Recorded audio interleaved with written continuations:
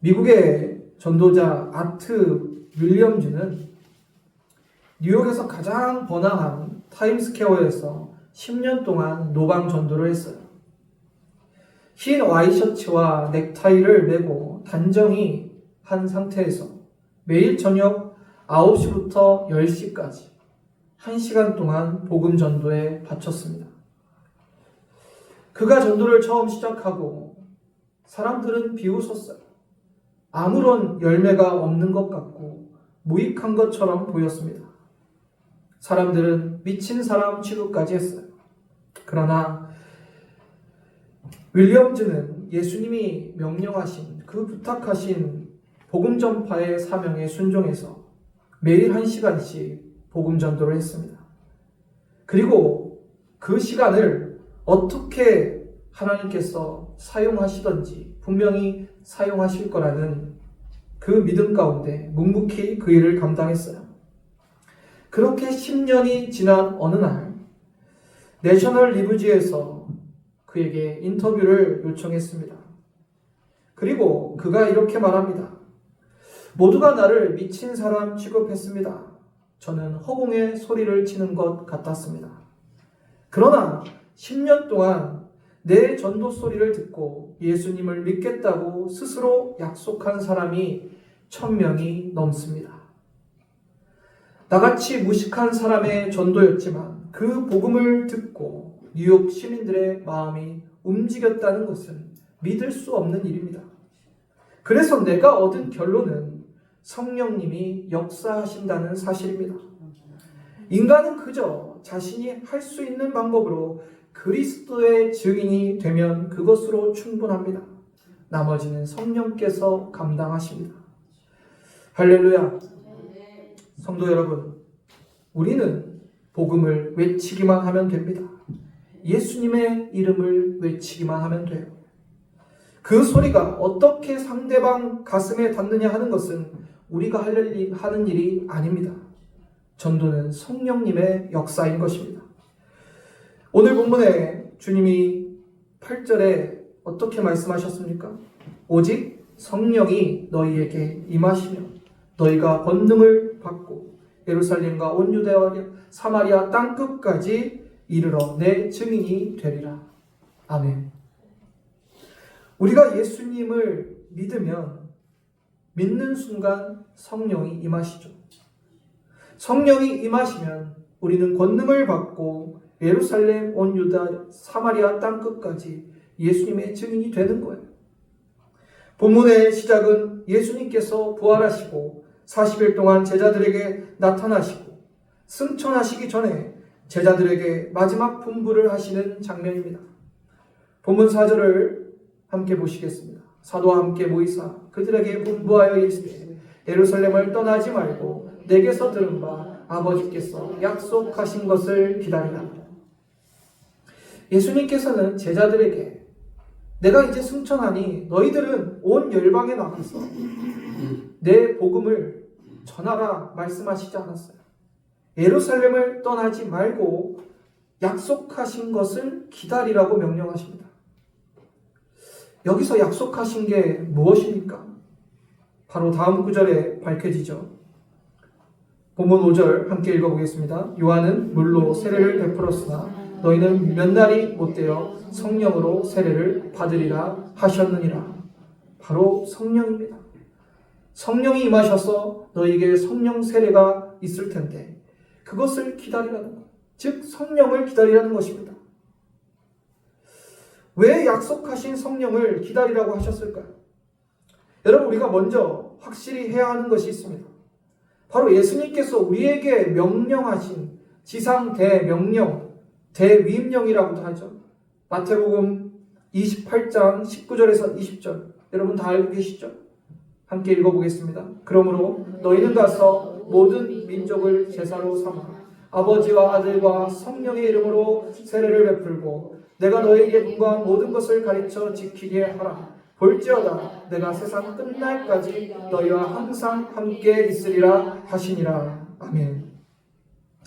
주님이 우리에게 명령하신 것, 위임하신 것, 복음 전파의 사명이에요. 예수 그리스도의 생명의 복음을 전파하라는 거예요. 그럼 우리가 예수님의 제자라면 우리 모두가 똑같은 사명이 있는 것입니다. 그렇다면 승천하시기 전에 예루살렘을 떠나지 말고 성령을 기다리라고 하신 이유가 분명해집니다. 왜 성령을 기다리라고 하셨죠? 복음 전파를 위해서. 너희가 성령이 임해야 그 복음 전파의 사명을 감당할 수 있다는 거예요. 성령 없이 되지 않는다는 것입니다. 제가 질문 하나 하겠습니다. 예수님께서 이 땅에 오셔서 처음 보이신 이적, 표적이 무엇이었죠? 첫 표적, 첫 이적. 바로 가나의 혼인잔치에서 물을 포도주로 바꾸신 이적이죠. 그런데 우리가 이 시점을 잘 좀 생각해 봐야 돼요. 이 첫 번째 이적을 행하시기 전에 예수님은 요단강에서 요한에게 세례를 받으십니다. 어떤 일이 있었죠? 누가복음 3장 22절에 성령이 비둘기 같은 형체로 그 위에 강림하시더니 하늘로부터 소리가 나기를 너는 내 사랑하는 아들이라 내가 너를 기뻐하노라 하시니라. 우리는 이 구절을 삼위 하나님이 동시에 임하시는 장면으로 기억하고 있어요. 그런데 여기서 우리가 주목해야 될 부분은 예수님께서 세례를 받으셨을 때 성령이 예수님 위에 강림하셨다는 거예요. 예수님은 성자 하나님이십니다. 그러므로 성령이 강림하시기 전에 충분히 이적과 기적을 행하실 수 있는 능력이 있으신 분이에요. 그런데 성경의 기록을 보면 세례를 받으시고 성령이 강림하기 전에는 어떠한 이적도 행하신 기록이 없습니다. 못 하셔서 그랬을까요? 그렇지 않습니다. 이 점에서 주님이 우리에게 주시는 중요한 메시지가 있는 거예요. 예수님께서도 성령이 임하신 후부터 권능을 행하시고 이적을 일으키시고 천국 복음을 전파하셨습니다. 예수님께서 우리에게 주시는 메시지가 있는 겁니다. 오늘 본문 8절을 다시 읽어볼까요? 오직 성령이 너희에게 임하시면 너희가 권능을 받고 예루살렘과 온 유대와 사마리아 땅끝까지 이르러 내 증인이 되리라 하시니라. 아멘. 전도하는 모든 사람들은 자기 마음으로 하는 것이 아니라 성령이 임하셔야 그 마음에 영혼 구원의 그 불이 타오르는 거예요. 견딜 수가 없는 겁니다. 내가 예수 믿고 성령을 받으면 내가 예수님을 전하지 않고서는 예수님의 증인이 되지 않고서는 견딜 수 없는 상태가 돼야 되는 거예요. 그래서 우리는 전도하게 되는 거죠. 여러분, 예수님을 여러분이 믿었다는 결정적인 증거 중에 하나가 바로 이겁니다. 영혼 구원에 불타는 마음이 여러분에게 있느냐요? 있느냐? 난 예수님을 분명히 믿었는데 왜 영혼 구원에 이 불타는 마음이 없을까? 의아한 생각도 드실 겁니다. 그 이유에 대해서는 제가 설교하면서 또 설명을 드릴게요. 먼저 여러분, 전도하기가 쉽습니까? 어렵죠. 쑥스럽기도 하고 부정적인 반응에 또 거부하는 사람들에 대해 두렵게 느낄 수도 있습니다. 그러나 그 모든 것을 넘어설 수 있게끔 복음을 전할 수 있게끔 하시는 분이 바로 성령님이세요. 우리가 예수님을 나의 구주와 주님으로 영접하는 순간 성령이 임하시죠. 이것이 성령 세례예요. 성령 세례는 일생에 단 한 번입니다. 단회적인 거예요. 그러나 임하신 성령님이 우리를 주관하시고 우리를 역사하시기 위해서는 우리는 늘 성령 충만한 상태가 돼야 돼요.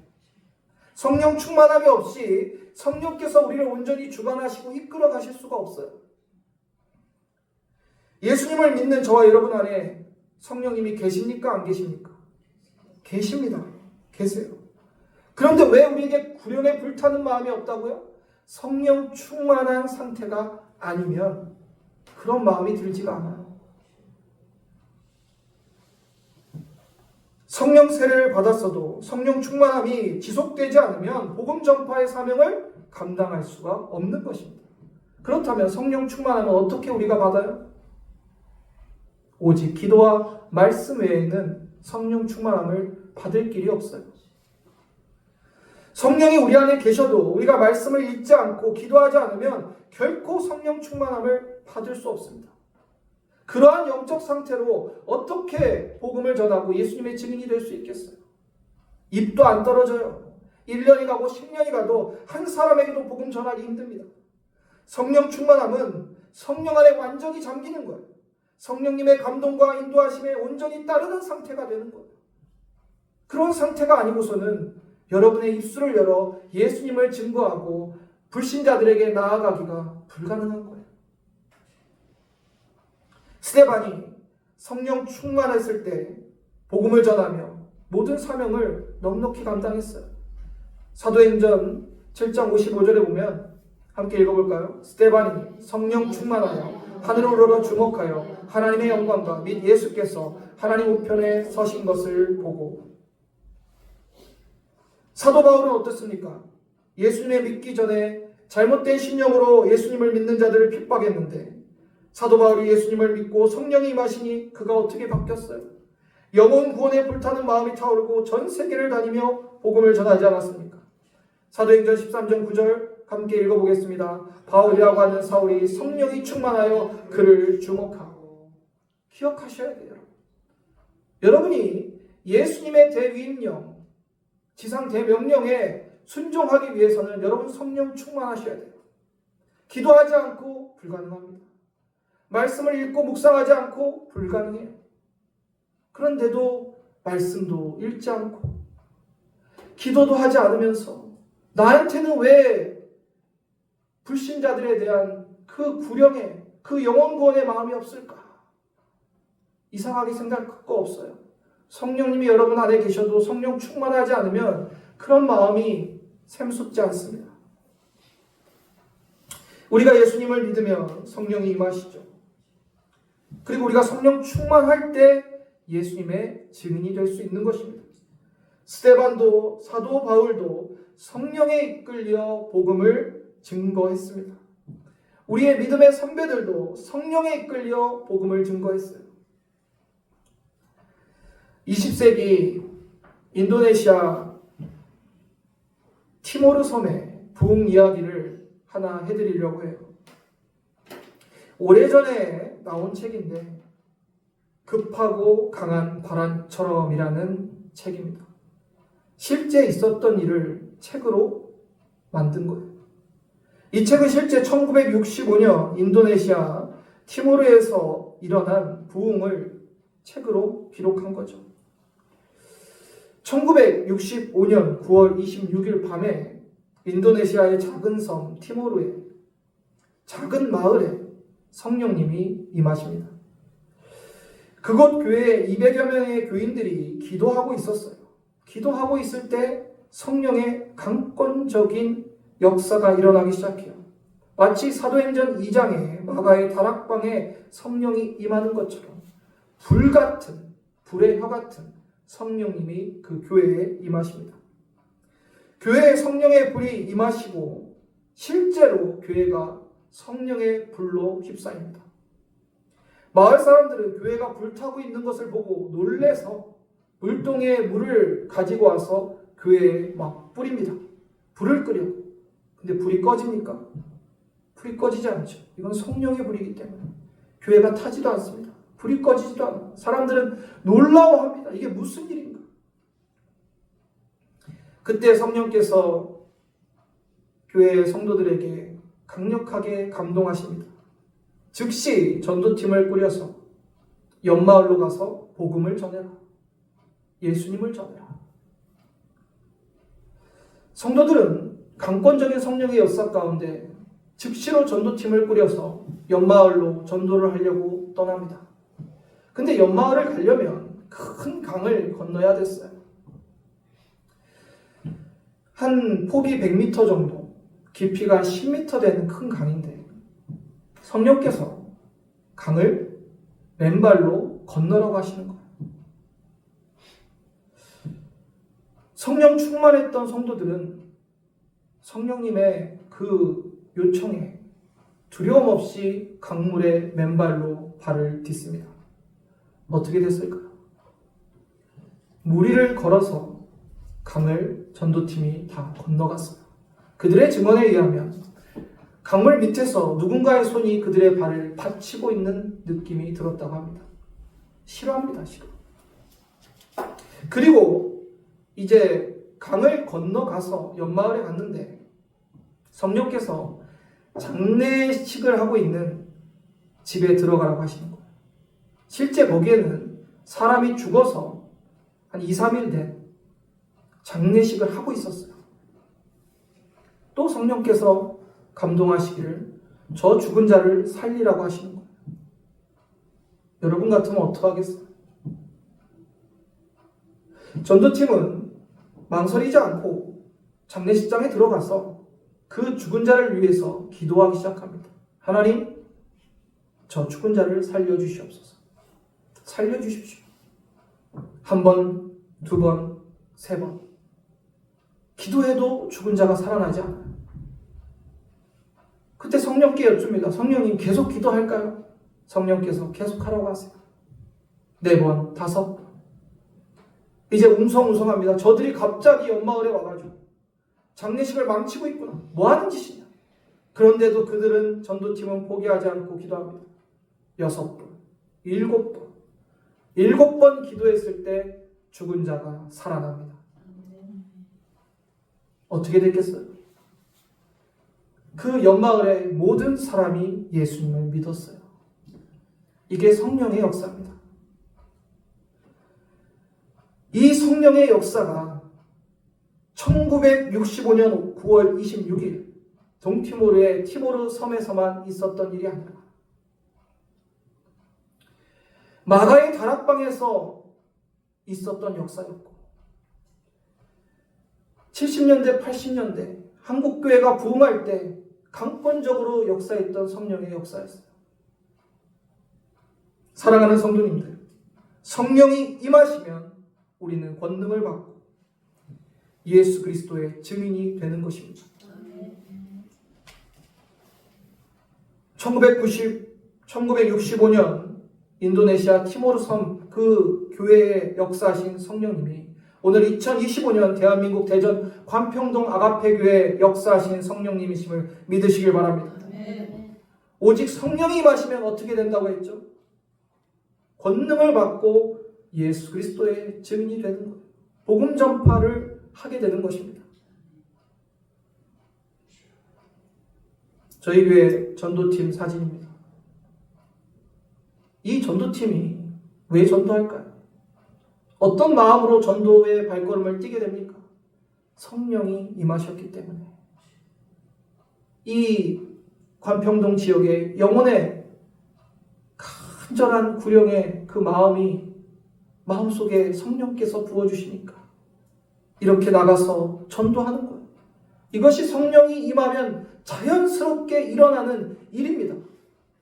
그런데 왜 전도하지 않는 것이 이상하지 않는 시대에 살고 있습니까? 요새 길거리에 나가보세요.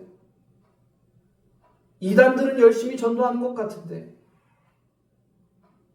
우리 교회 성도들은 전도하는 모습을 찾아보기가 힘들어요. 노방전도가 되니 안 되니 그런 얘기 할 거 없어요. 불신자들의 마음을 움직이는 것은 성령님이십니다. 뉴욕의 전도자도 윌리엄즈도 그랬어요. 그저 무식하게 외쳤지만 그 복음의 외침을 듣고 1000명이 넘는 사람들이 예수님을 영접하지 않았어요. 우리가 하는 일이 아닙니다. 당장의 열매가 없어도 10년이고 20년이고 우리는 해야 돼요. 오직 성령이 임하시면 너희가 권능을 받고 예루살렘과 온 유대와 사마리아 땅끝까지 이르러 내 증인이 되리라 하신 주님의 말씀을 잊지 마시길 바랍니다. 사랑하는 성도 여러분, 예수 그리스도께서는 십자가에 죽으시고 부활하사 인류 구원의 사명을 완수하셨어요. 그러나 복음 전파의 사명은 우리에게 맡기셨어요. 그 사명은 예수님의 제자인 우리에게 맡기셨다고요. 복음 전파의 사명은 목사든 장로든 권사든 집사든 청년이든 누구든 똑같이 예수님께 받은 사명이에요. 여러분은 어떻게 이 사명을 감당하고 계십니까?